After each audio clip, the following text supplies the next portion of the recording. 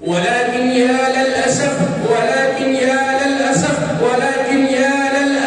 كم من سنة ماتت في حياتنا ينبه على ذلك قوله تعالى: بل تؤثرون الحياة الدنيا والآخرة خير وأبقى. فودعته بالقلب والعين تدمع، مات رسول الله، مات حبيب الله، إنا لله وإنا إليه راجعون. كانت وفاته صلى الله عليه وسلم.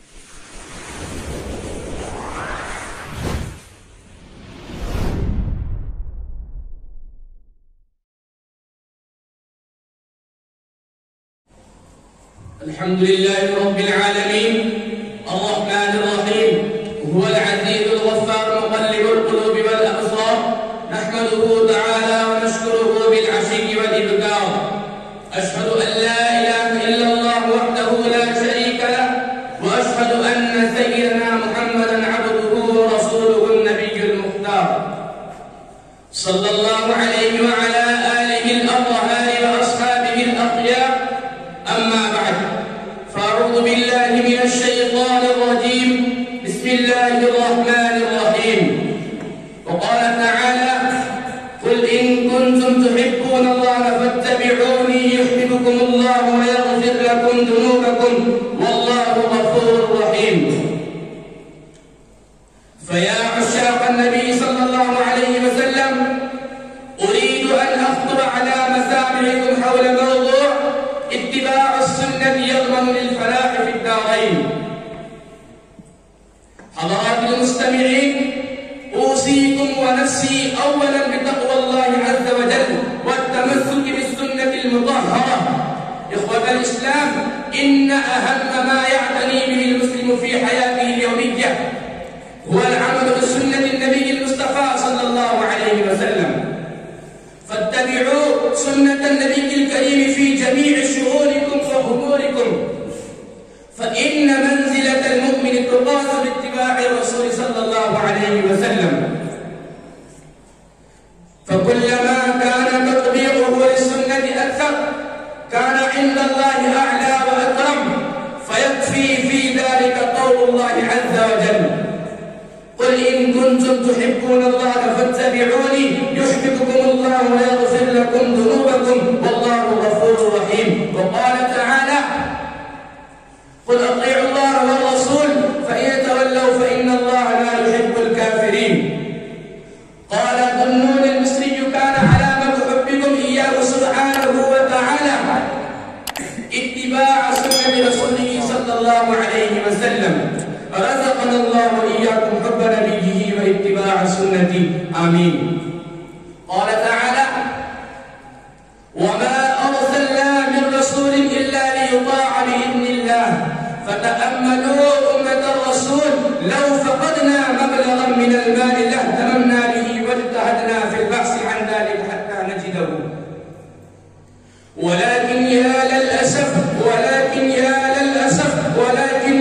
للأسف كم من سنة ماتت في حياتنا ينبه على ذلك قوله تعالى: بل تؤثرون الحياة الدنيا والآخرة خير وأبقى.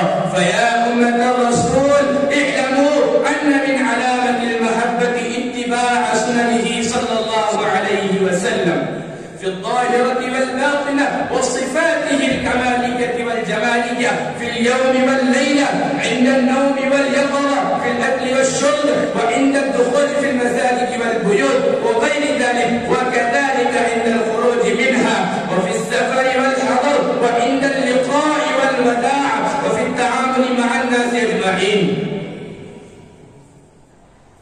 عباد الله، قال رسول الله صلى الله عليه وسلم: تركت فيكم أمرين إن تمسكتم بهما لن تضلوا أبدا: كتاب الله وسنة رسول الله صلى الله عليه وسلم. أعزة الإسلام، اعلموا أنها أكثر من 1000 سنة في اليوم والليلة، فأحيوا السنن في الحياة كلها، فإنها تضمن الفلاح في الدارين. قال الله تعالى: من يطع الرسول فقد أطاع الله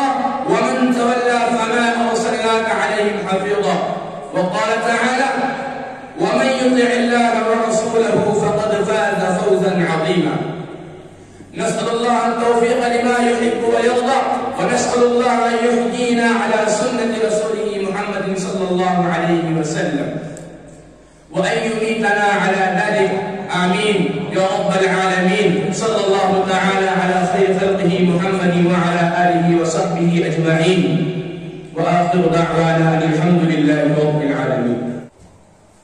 الحمد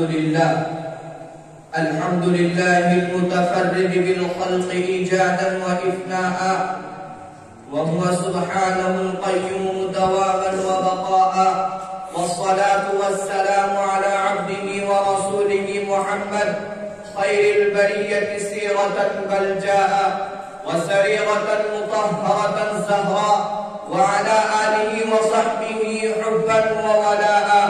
أما بعد، فيا أحباب سيد الأنام، السيرة النبوية المباركة هي المعين السلسال والمصدر العذب الصافي لكل خير وصلاح ورشد وفلاح، وهدى ورحمة ودرس وعبرة. بين أن من جوانب السيرة العطرة حدثا عظيما أثر على مجرى التاريخ أيما تأثير، إذ لم يعرف التاريخ منذ بدء الخليقة ما هز العالم مثله، ولم تصب الأمة برزية أعظم منه. ذلكم هو مصاب وفاة المصطفى وفراقه ووداعه هذه الدنيا الفانية ولقائه مع ربه. كما كان حياته كلها دعوة وجهادا، فكذلك وفاته هداية وإرشادا. استمعوا أيها الأحبة كيف بدأ له وفاته وقصة فراقه صلى الله عليه وسلم في آخر شهر صفر. خرج النبي صلى الله عليه وسلم إلى البقيع من جوف الليل، فدعا لهم واستغفر كما دعا لشهداء أحد كالمودع لهم.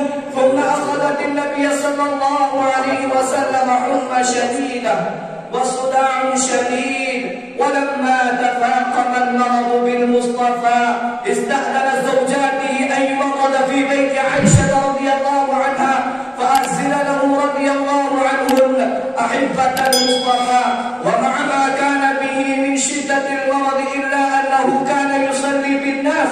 فلما عجز يوما عن الخروج أرسل إلى أبي بكر رضي الله عنه أن يصلي بالناس، فصلى بهم أياما حتى إذا كان يوم الاثنين وهم صفوف في الصلاة، فكشف النبي صلى الله عليه وسلم ستر الحجرة ينظر إليهم وهو قائم كأن وجهه ورقه مصحف، ثم تبسم يضحك إليهم، فهموا أن يفتتنوا برؤية النبي صلى الله عليه وسلم. فنكص أبو بكر على عقبيه يصل الصف، وظن أن النبي خارج إلى الصلاة، ولكن أشار صلى الله عليه وسلم إليهم أن أتموا صلاتكم، وظن أنه شفي، وما علموا أنها نظرة الوداع الأخيرة وأرخى الصدق، فتوفي من يومه وقد كان فرحهم رضي الله عنهم، ظن أنه شفي، وما علموا أنها نظرة الوداع الأخيرة. ومدت أكف للوداع تصافحت، وكادت عيون للفراق تسيل. هممت بتوديع الحبيب فلم أطق، فودعته بالقلب والعين تدمع. مات رسول الله، مات حبيب الله، إنا لله وإنا إليه راجعون. كانت وفاته صلى الله عليه وسلم في يوم الاثنين 12 من ربيع الأول في السنة 11 من الهجرة، وقد غسل وعليه ثيابه فلم يجرد كرامة له، ثم دخل الناس يصلون عليه أفرادا، ثم دفن في موضعه الذي قبض عليه ليلة الأربعاء. فيا له من حزن ملأ القلوب وأشعل فيها جمر الأسى. إنه الحزن على فراق خير البرية وإمام البشرية وخاتم الرسالة السماوية.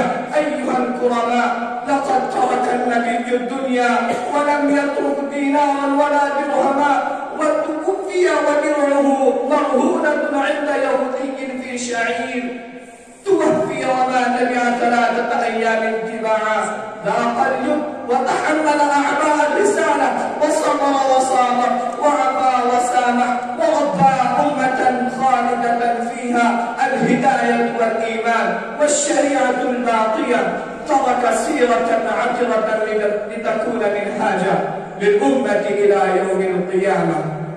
يا ربنا فاجمعنا معا، يا ربنا فاجمعنا معا بنبينا في جنة تثني عيون الحسد، في جنة الفردوس فاكتبها لنا، في جنة الفردوس فاكتبها لنا يا ذا الجلال وذا العلا والسؤدد. اللهم آمين. وآخر دعوانا الحمد لله رب العالمين.